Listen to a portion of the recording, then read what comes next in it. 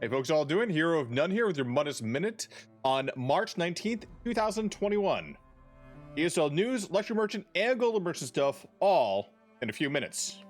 First up in the news, Flames of the Ambition DLC and Update 29 is now live on all platforms. If you play on console, if you're playing on PC, you should see the new update and the 2 new dungeons, as well as a revamped champion system.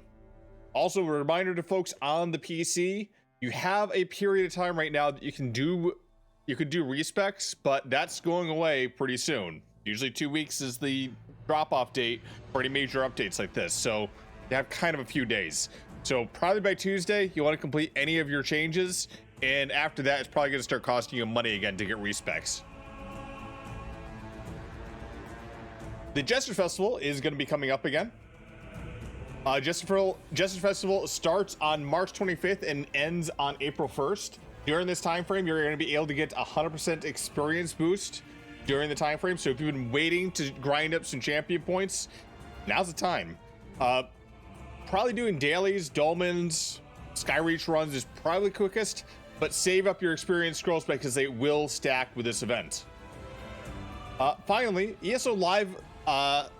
The ESO Live event today was postponed. It's going to be released at a later date. But when that does come live, that's going to involve Multiplier and an Alienware representative. They're going to have giveaways for some Alienware gear as well.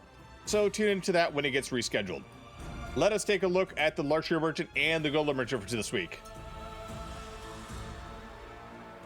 So first up in the Luxury Merchant, which, by the way, if you didn't notice, the times have now changed, so both the Luxury Merchant and Golden Merchant should be about the same.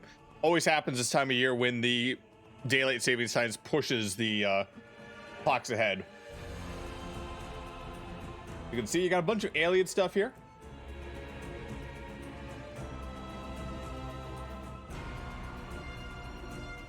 And on the Golden Merchant, Crafty Elfique Ring, which I do recommend, is 150k.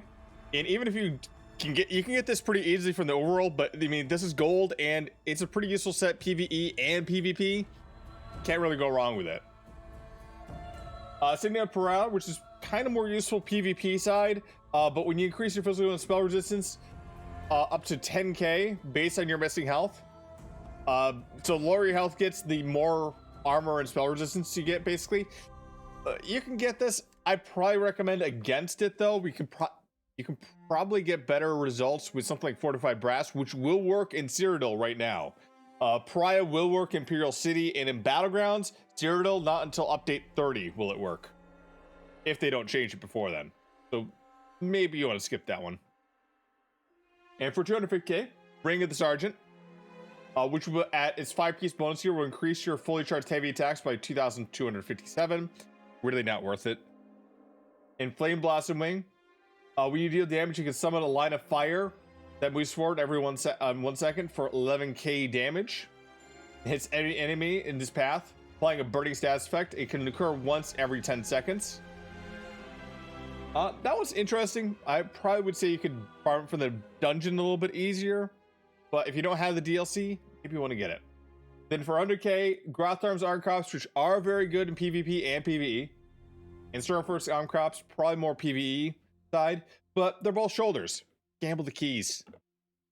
Anyway, I'm Hero of None. That's the Mundus Minute. See you all in Tamriel.